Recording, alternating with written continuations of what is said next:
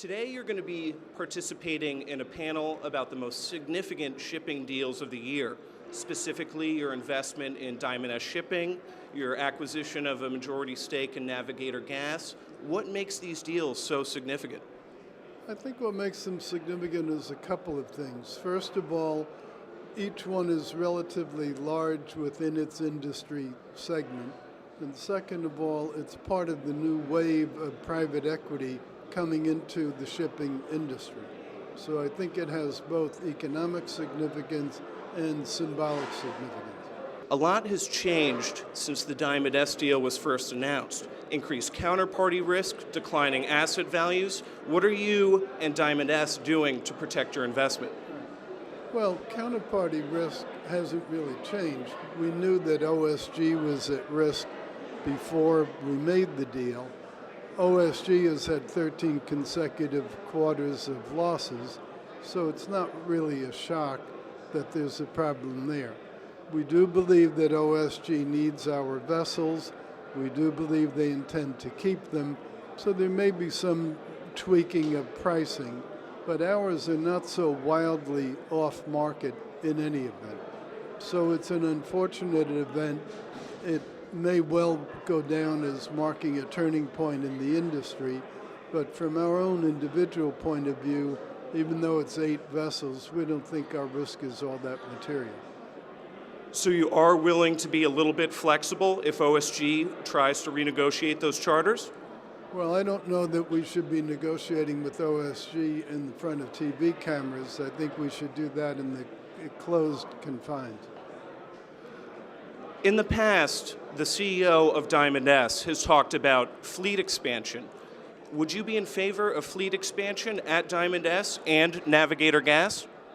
Well, Navigator has been expanding. As you know, after we made our investment, part of it was to fund fleet expansion. They've already declared 4 ships, which for that little space is quite a lot of vessels. So we are in favor of Navigator continuing to expand. You probably saw the most recent results that they reported. They're doing very well. And what about at Diamond S? There was a point where Mr. Stevenson was talking about as much as $300 million perhaps for fleet expansion. Do you think the company would expand that much? Well, the dollars get smaller because prices of vessels are smaller. So I don't know whether 300 is the right number. But at some point, it would make sense to expand the fleet for sure. You've talked at length about the need for consolidation in the industry, and you've talked about keeping an eye out for other deals.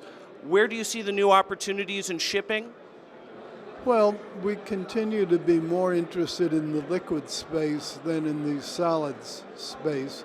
We think it's way too early in the solids space, the containers and the dry bulks.